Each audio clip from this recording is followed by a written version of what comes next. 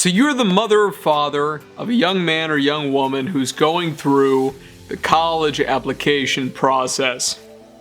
What are 5 tips that I can give to be able to help you navigate this difficult time? Stick around and let's talk about it today on this episode of Navigating Academia.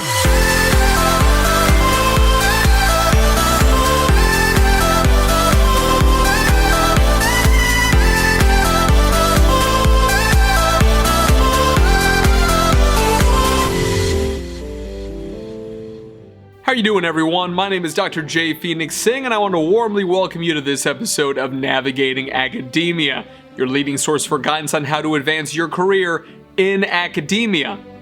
Before we get started, I appreciate the love, so please do take a moment to like this video, share it with any friends, colleagues, and students, maybe some family members especially who may need to hear this message, and also be able to make sure to subscribe to the channel such that you get notifications every time that we post new original content. Hit that bell as well. You can follow us at these social media accounts. So let's jump right in. If you're the parent of a teen who is currently going through the college application process to get into an undergraduate college, I completely understand that this can be a bit of a nightmare. Even if your student is doing exceptionally well, oftentimes they can be so hard on themselves. If it's the case where maybe they're not hard enough on themselves, that can be stressful. This is a time where you as a parent can feel very powerless. So what my goal is in this brief video is to be able to provide you with 5 pieces of advice to be able to navigate this process as painlessly as possible. Okay, so let's go ahead and get right into it with tip number 1. Tip number 1 is to remember that where they go for undergrad is much less important than where they go for graduate school. I can attest to this personally. I applied for like 15 schools to get into undergrad. I got rejected from over 2/3 of these schools. And I had an over 4.2 GPA. I had good SAT scores, great letters of recommendation, went to a phenomenal high school in a great county. It was shocking to me. I was so frustrated because everybody told me I was going to get in everywhere. I've actually made a separate video that I'll link in the description below, all about getting rejected from my dream college, so that you or maybe even your kiddos, God forbid not, but would be able to watch that just in case they don't happen to get into where they thought they were going to get into. But I can tell you that in all the years that I've been out, ever since I got into grad school, which was 15 years ago, which is surprising, I have not been asked once where I went to undergrad. Ever. I wasn't asked what my GPA was. I wasn't asked extracurriculars. I wasn't asked anything about any of that the entire time, genuinely.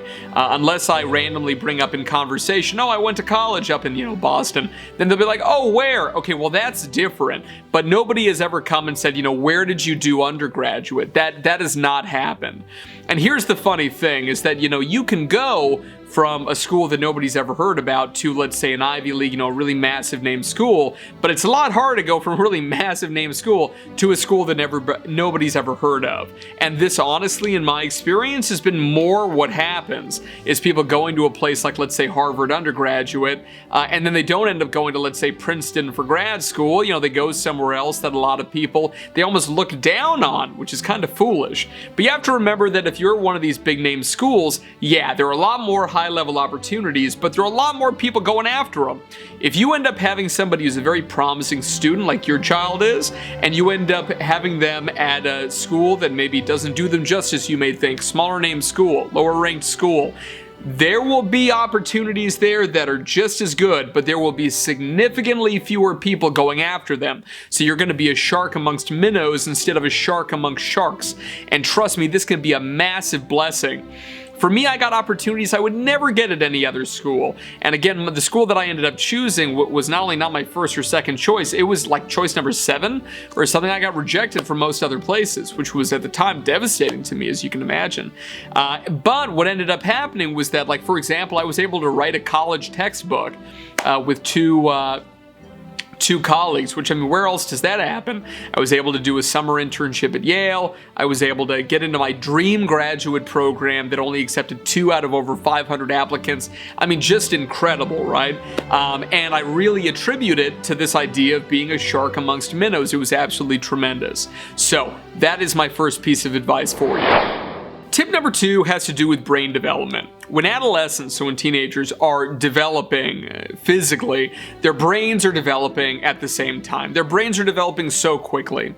This is one of the times neurologically where the first time in their lives they've been able to realize that the world can be different than it actually is. Think about why certain books that are classic dystopian novels, Fahrenheit 451, Brave New World, 1984, Hunger Games, why are these mostly popular in teens and not in, let's say, 4-year-olds?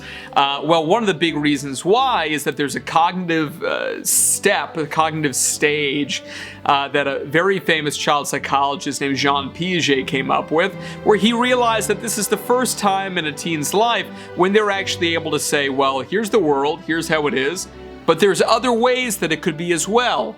Let me explore those ways. This is why sometimes they may seem to be arguing with you, even though there's like nothing to argue about. That's actually a healthy thing. And you're right, usually there's nothing to argue about, but they need to practice that new skill, and they know that you're not going to reject them for doing that, even if sometimes they may do it in ways that you wish they would use different language or be a bit more respectful. They're still just kind of pushing boundaries and trying to learn about themselves and these new cognitive abilities that they're getting, and you should feel appreciative that they're actually doing it with you, which I know can be frustrating sometimes, but still. So the point that I really want to make here, though, is that it can be really tough for teens, because here is one of the first times where they're able to see not only their life at, let's say, like I live in Virginia, so we've got like William and Mary, VCU, UVA, Virginia Tech.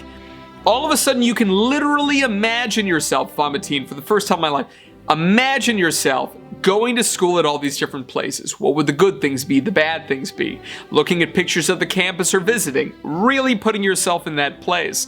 And this can really make it a lot more stressful and more devastating if they don't get in to where they'd like to get into, because it's almost like that whole branch of their imagined future is just literally being decimated. So that's something to really keep in mind here, is just how much stress they're under, because at least for us as adults, we know how to deal with these sorts of things. For them, it's so new, they don't really know how to be able to protect themselves from that fall. So just know about that. I think it's very important.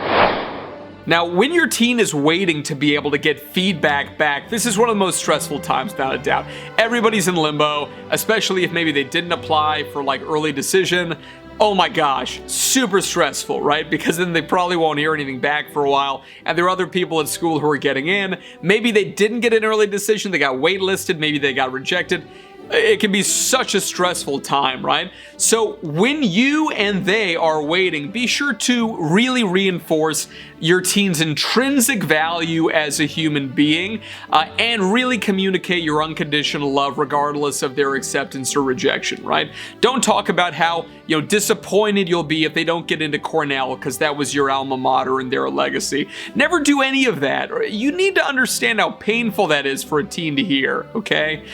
Teens really deeply need to hear that they're loved and that they're worthy, okay? And oftentimes they wrap these things up in getting accepted. And if you, their parent, make that more difficult, that's not good, okay? And I know that maybe your parents may have done that to you, or maybe culturally that's appropriate in your particular culture. My background is as Indian, and trust me, I have a sufficient number of Indian family members, but this was a huge deal. There was a lot of shame if you didn't go to one of the best schools. That's not healthy. I'm telling you right now, it is not for any teenager. And trust me on this one, you making them more stressed out is not going to make them more likely to get into those schools, okay? And so because of that, make sure that they know that they're loved no matter what. Don't say a backhanded compliment like, I love you no matter what, but it would be really great if you got into that school. Just leave it. You don't have to do something like that, okay? So that's the next point to make. Number 4 is the nuclear option. If everything has gone wrong and they did not get into any of the programs that they wanted, or especially a particular school that you were obsessed with. Maybe you went to Harvard, like my dad went to Harvard Business School. I got rejected from Harvard, right, undergrad. So this is something where, like, for me, this was a huge source of shame, and my father handled it perfectly, right? He did not ever express any disappointment that I didn't get into his alma mater, let alone an Ivy League school. He just really encouraged me that wherever I went, I was going to make the most of it, and that I was going to be great no matter where I went. And that simple action made me really believe that that was true, and I can tell you that it's made all the difference in my career. One of the best things my father's ever told me, he's never told me that I could do anything that I ever want to do, but the key thing is that he's never told me the opposite either. And so because of that, I've always felt that everything was pretty mundane to be able to do. Like when I decided to make this YouTube series, I remember telling my folks and they were just like, oh, cool idea, sure. Right? It wasn't over the top, it wasn't understated, there was never a sense that I couldn't do it, and because of that, I actually took the plunge and did it, and this is the reason you're watching this video right now. Your parents make such a big impact on you, and if you're watching this video, it means you love your children very much and you want the best for them, and really you should get huge kudos. You certainly have them from me for doing that. And the 5th thing to remember is, regardless of whether it's when they're applying or afterwards, it's very healthy for them to be eager to leave the nest. Okay, now trust me on this one, they're probably scared about leaving, even if they say they're not, even if they're very cool, calm, and collected, or all of their friends are with them saying, oh, this is going to be the next great 4 years of our life. But trust me, they're still scared. Right? And it's really healthy for them, though, to want to leave. It may feel bad for you because you're like, this is my baby, and watching them grow up and leave the roost, like this is such a challenge. But in actuality, this is really a good thing. So regardless of what college they get into, once they've actually made that decision, I know that sometimes it can feel a little bit scary. But in this case, you've done a great job, and wherever they end up going, remember that it can be the start of an absolutely phenomenal journey, and the fact that you have been there in the past and will continue to be there as a support in their life means all the world. All right, everyone, thank you so much for stopping by and joining me for today's important episode. Please do like and share this video with your friends, colleagues, and students, and also with your children in this case, if you think that they may benefit from it. If you'd like to talk to me one-to-one and for us to be able to do some one-on-one coaching, to be able to help you through this very arduous process, please feel free to schedule a consultation appointment with me via this website below. I would love to hear from you. Also, you can comment below in case there's any other questions you have, comments you have. Maybe there's another video in this series on parents that you would like me to make. I'd be very happy to do so for you. That's the reason that we're here. Signing off for today, everyone. Please remember to get out there, take chances, and be your best self.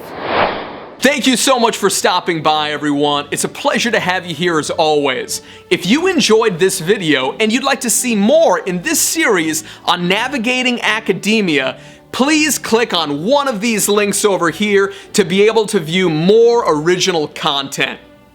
I hope to see you there.